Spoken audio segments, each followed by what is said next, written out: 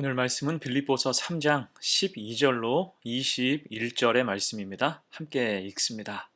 내가 이미 얻었다 함도 아니요 온전히 이루었다 함도 아니라 오직 내가 그리스도 예수께 잡힌 바 된 그것을 잡으려고 달려가노라. 형제들아, 나는 아직 내가 잡은 줄로 여기지 아니하고 오직 한 일, 즉 뒤에 있는 것은 잊어버리고 앞에 있는 것을 잡으려고 표대를 향하여 그리스도 예수 안에서 하나님이 위에서 부르신 부름의 상을 위하여 달려가노라. 그러므로 누구든지 우리 온전히 이룬 자들은 이렇게 생각할지니 만일 어떤 일에 너희가 달리 생각하면 하나님이 이것도 너희에게 나타내시리라. 오직 우리가 어디까지 이르렀든지 그대로 행할 것이라. 형제들아, 너희는 함께 나를 본받으라. 그리고 너희가 우리를 본받은 것처럼 그와 같이 행하는 자들을 눈여겨보라. 내가 여러 번 너희에게 말하였거니와 이제도 눈물을 흘리며 말하노니 여러 사람들이 그리스도의 십자가의 원수로 행하느니라. 그들의 마침은 멸망이요 그들의 신은 배요 그 영광은 그들의 부끄러움에 있고 땅의 일을 생각하는 자라. 그러나 우리의 시민권은 하늘에 있는지라. 거기로부터 구원하는 자 곧 주 예수 그리스도를 기다리노니 그는 만물을 자기에게 복종하게 하실 수 있는 자의 역사로 우리의 낮은 몸을 자기 영광의 몸의 형체와 같이 변하게 하시리라. 잡힌 바 된 그것이란 제목으로 말씀 증거합니다. 사도 바울은 빌립보서를 통해서 신앙의 기쁨을 표하면서 동시에 바른 신앙을 권면합니다. 특히 당시 빌립보 교회 사람들은 율법주의와 자유주의로부터 위협받고 있었죠. 어제 보았듯이 율법주의는 하나님 말씀보다 율법을 더 높은 곳에 두는 것이었고, 오늘 17절 이하에서 자유주의 곧 무율법주의는 아예 하나님 말씀과 상관없는 삶을 사는 것이니 그 모습은 서로 완전히 다를지라도 하나님 말씀을 지키지 않는 것에 있어서는 같다고도 할 수 있습니다. 자, 그런 악한 지경에 놓인 성도는 어떻게 살아가야 될까? 두 가지로 생각해 봅니다. 첫 번째, 주님께 잡힌 바 된 그것을 놓치지 말아야 할 것입니다. 어제 보았던 말씀 10절과 11절에서 바울은 세 가지를 알고 싶다고 말했습니다. 그것은 그리스도와 주님의 부활의 권능, 또 주님의 고난에 참여함이었죠. 바울은 과거 자신의 죄와 악을 모두 용납하시고 구원하신 주님께 감사하며 이제는 그 자신을 모두 주님께 내어드리고 싶었던 것입니다. 그래서 오늘 12절에서 고백해요. 내가 이미 얻었다 함도 아니요 온전히 이루었다 함도 아니라 오직 내가 그리스도 예수께 잡힌 바 된 그것을 잡으려고 달려가노라. 아멘. 자, 이 구절은 우리에게 바울의 다메섹 사건을 떠올리게 합니다. 바울의 회심, 사도로서의 바울에 대해서 말할 때 이 사건을 빼고서 말하는 것은 불가능하죠. 이를 통해 그가 회심하였고 사도가 됐기 때문입니다. 정확히 구분한다면 다메섹 이전의 바울은 잡은 바 된 그것을 향해서 달려가는 인생이었어요.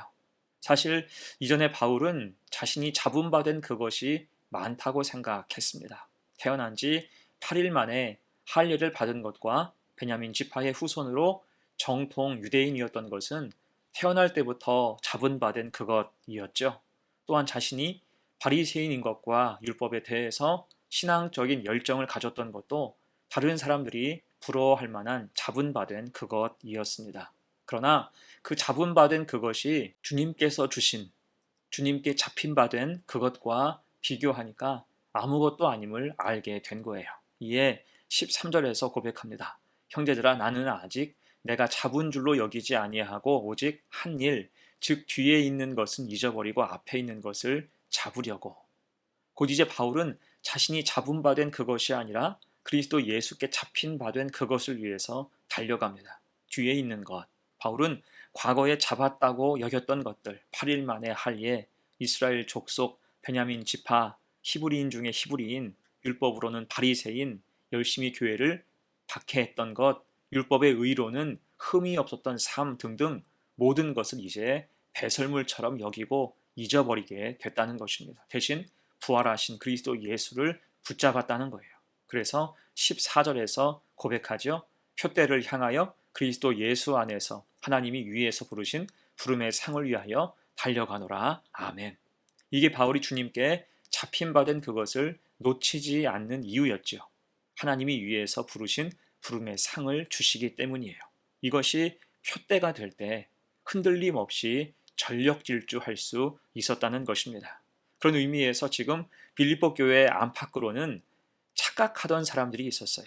15절입니다. 그러므로 누구든지 우리 온전히 이룬 자들은 이렇게 생각할지니 만일 어떤 일에 너희가 달리 생각하면 하나님이 이것도 너희에게 나타내시리라. 여기서 온전히 이룬 자들은 소위 온전히 이루었다고 오해하는 사람들 뜻합니다. 당시에 성도 중에는 율법주의의 가르침에 물들어서 율법적인 생활을 하면 온전할 수 있다라고 생각하던 사람들이 있었어요. 그래서 율법을 철저히 지켰으니 스스로 의롭다고 여기는 거지요. 이런 사람들로 인해서 교회가 시끄러웠습니다. 자기 신앙에 자신이 있으니 다른 사람 말이 귀에 들어오지 않는 것입니다. 그 속에 선민의식과 의인의식, 공로의식이 가득한 거예요. 그래서 바울이 16절에서 권면하죠. 오직 우리가 어디까지 이르렀든지 그대로 행할 것이라. 아멘. 곧 우리는 모두 표대를 향해 달려가는 사람들로서 앞선 사람도 있고 조금 뒤에 선 사람도 있다는 것입니다. 다만 표대에 이르지 못했으니 누구도 예외 없이 겸손함으로 달려가야 한다는 거예요. 교만하지 말라는 것입니다. 그럴 때 하나님께서 주시는 부름의 상을 받을 수 있게 된다는 거예요. 이 사실을 기억해서 주님께서 우리에게 구원과 믿음을 주셨으니 잡힌 바 된 그것을 놓치지 말고 우리 앞에 놓인 신앙의 경주에 최선 다하는 복된 성도가 되시기를 간절히 축원합니다. 아멘. 두 번째예요. 성도의 본분 두 번째, 그리스도를 따라야 한다는 것입니다.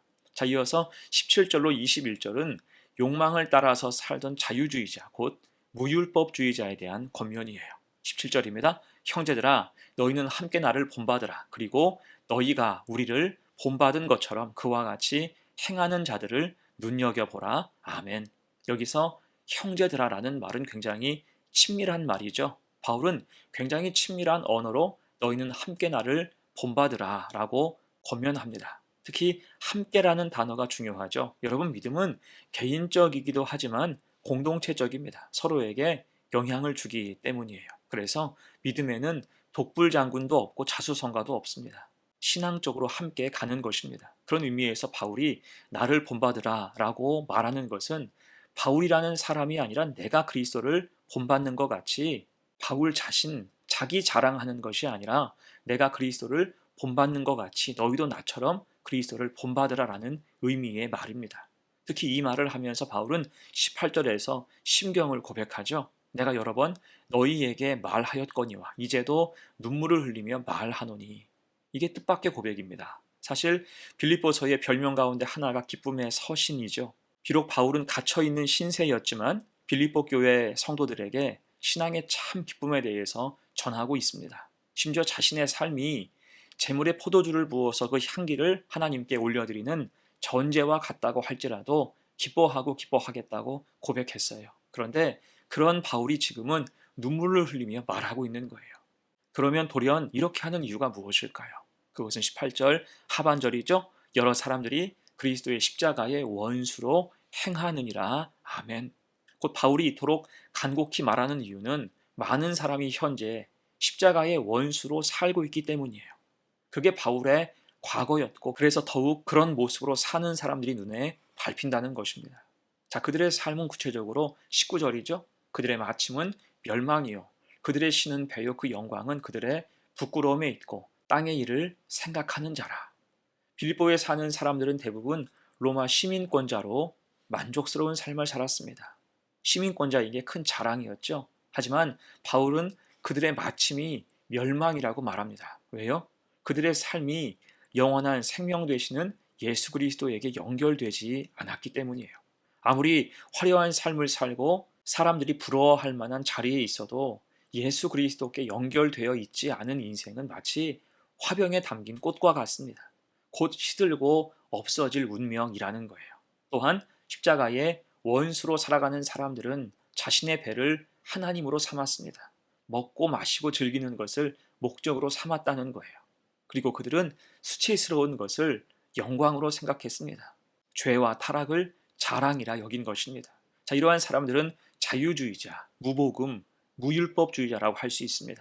그들에게는 그들 자신이 삶의 기준이었고 그저 땅의 일, 세속적인 가치관에 매일 수밖에 없었습니다. 자, 그래서 이런 시험과 유혹 가운데 처해 있던 빌립보 교회 성도들에게 이제 바울은 간곡히 선포하는 거예요.